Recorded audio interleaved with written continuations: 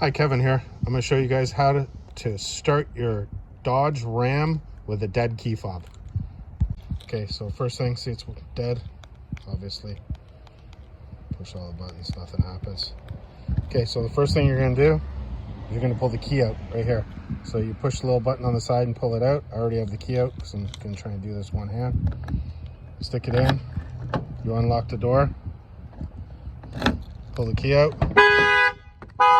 Alarm goes off. You take the key fob, you hop in the truck. The alarm's going to be going off while you do this, and it's going to be freaking out. Put your foot on the brake, hold it to the start button, and it'll start. And that's it. You push it to the start button, not hold it.